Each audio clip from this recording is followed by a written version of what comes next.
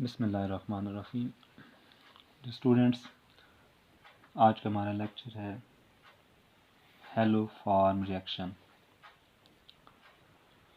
तो hello form reaction जो है कौन कौन से जो ना वो कंपाउंड्स हेलो फॉर्म रिएक्शन दे सकते हैं या इसकी कंडीशन क्या है, तो ये चीज़ हम देखते हैं। हेलो फॉर्म का जो फार्मूला है जर्नल वो होता है CH(X3). ठीक है, ये हेलो फॉर्म का जर्नल फार्मूला है। तो इसमें एक्स से मुराद कोई हेलोजन एटम हो सकता है, फ्लोरीन, क्लोरीन, ब्रोमीन, आयोडीन। ठीक है, तो इसमें कोई भी मतलब हेलोजन इसमें शामिल हो सकते हैं, लेकिन मोस्टली इसमें जो ना आयोडीन या ब्रोमीन वगैरह, जो क्लोरीन भी हो सकता है, ये मोस्टली जो ना ये रिएक्शन देती हैं। अब हम इसकी कंडीशन देखते हैं कि कौन से कंपाउंड्स हैं वो हेलो फॉर्म रिएक्शन दे सकते हैं, या फिर जो है कौन से मीडियम में होता है। तो ये हम इसकी कंडीशन लिखते हैं। तो इसकी कंडीशन जो है ना वो ये होगी कि it occur only in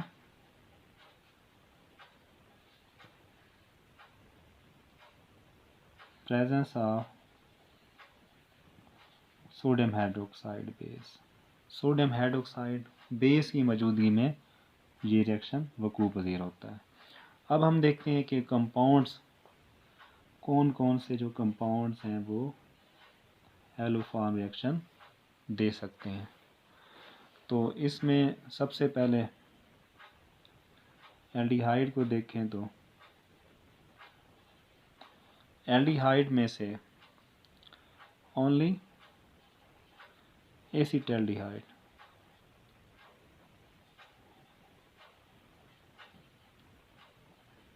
CH3 C double bond OH, सिर्फ एसिटाल्डिहाइड, एल्डिहाइड जितने भी हैं उनमें से सिर्फ एसिटाल्डिहाइड जो ना ये हेलो फॉर्म रिएक्शन दे सकता है। इसी तरह से कीटोन में अगर हम देखें, कीटोन में only methyl ketone, methyl ketone जो होंगे मसलन CH3 C double bond O CH3, ये मिथाइल कीटोन जो है ना ये हेलो फॉर्म रिएक्शन दे सकते हैं। इसी तरह से अल्कोहल में अगर हम प्राइमरी अल्कोहल में देखें,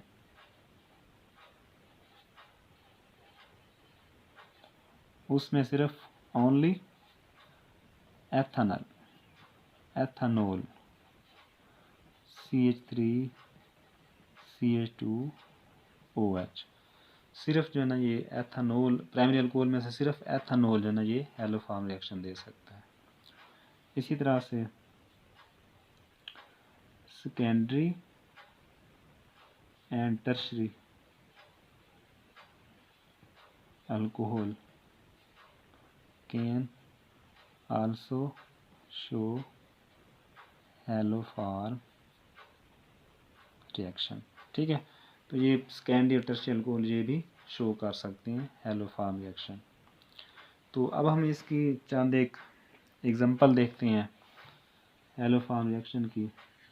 मसलन ये एग्जांपल, तो सबसे पहले जो है मसलन हम लेते हैं एसिटाल्डिहाइड को। सपोज़ हम इसकी आयोडीन के साथ इसका रिएक्शन करवाते हैं, तो ये होगा एसिटाल्डिहाइड का CH3 C double bond OH।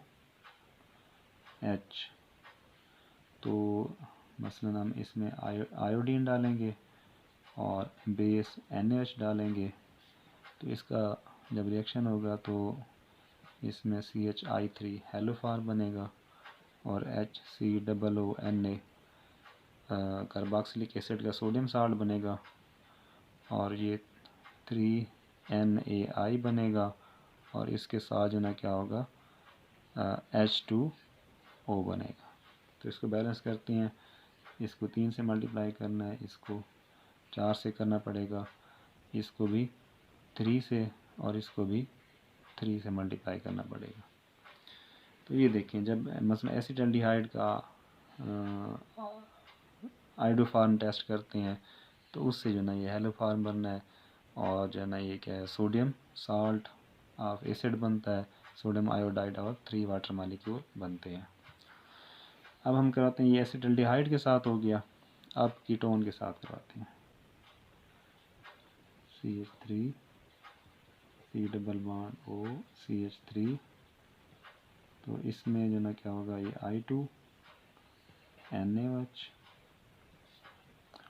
इससे भी CHI3 बनेगा और CH3 C double O Na बनेगा, NaI बनेगा और वाटर बनेगा। तो इसको बैलेंस करना है, इसको 3 से मल्टीप्लाई कर दें, इसको 4 से, और इसमें इसको भी 3 से और वाटर को भी 3 से मल्टीप्लाई करना पड़ेगा। तो ये जो है ये एसिटल्डिहाइड के साथ, और ये जो ना क्या है, मिथाइल कीटोन के साथ इसका रिएक्शन है। तो अब हम इसका रिएक्शन करवाते हैं अल्कोहल के साथ, मसलन एथेनॉल के साथ करवाते हैं। सपोज है ना ये CH3 CH2OH है, तो जब हम इसका आयोडीन और सोडियम हाइड्रोक्साइड डालेंगे तो इस तरह से इसमें भी क्या होगा, CHI3 बनता है, हेलोफार्म बनता है, और HCOO कार्बोक्सिलिक एसिड का सोडियम साल्ट बनता है, और NaI और वाटर बनता है। तो इसको बैलेंस जब हम करेंगे तो इसको 4 से मल्टीप्लाई करना है, इसको 6 से करना है, इसको 5 से, और इसको भी 5 से ही मल्टीप्लाई करना पड़ेगा। तो ये जो है ना ये एथेनॉल के साथ। उसके बाद हम इसका रिएक्शन करवाते हैं सेकेंडरी अल्कोहल के साथ। सपोज हमारे पास ये सेकेंडरी अल्कोहल है, CH3 CHOH CH3, आयोडीन डालेंगे और ये बेस, तो इसमें भी क्या होगा, ये हमारे पास हेलोफार्म बनेगा, और इसमें CH3 COO Na बनेगा, और इस तरह से NaI बनेगा और H2O बनेगा। बैलेंस करेंगे इसको 4 से, इसको भी 6 से करेंगे मल्टीप्लाई, इसको 5 से करेंगे, और इसको भी 5 से हमने मल्टीप्लाई करना है। तो ये देखें, ये एसिटल्डिहाइड, मिथाइल कीटोन और प्राइमरी अल्कोहल में से सिर्फ एथेनॉल जो है ये आइडोफार्म टेस्ट देता है, और सेकेंडरी और टर्शियरी अल्कोहल ये सारे जो है ये हेलोफार्म या आइडोफार्म टेस्ट देते हैं। अब देखते हैं इसकी रिएक्शन की जो है ना ये इम्पोर्टेंस की है हेलोफार्म रिएक्शन की। तो अगर हम इसकी इम्पोर्टेंस देखें तो हेलोफार्म रिएक्शन जो है ये हमें एक तो यूज़ होता है to differentiate acetaldehyde from other aldehyde. इसकी एक तो एप्लीकेशन ये है कि हेलोफार्म रिएक्शन जो ना या आइडोफार्म रिएक्शन ये इस्तेमाल होता है एसिटल्डिहाइड को दूसरे एल्डिहाइड से सेपरेट करने के लिए या उनको आइडेंटिफाई करने के लिए इस्तेमाल होता है। दूसरी इसकी एप्लीकेशन ये क्या है कि ये मिथाइल कीटोन से डिफरेंशिएट करता है बाकी कीटोन को, to differentiate methyl ketone from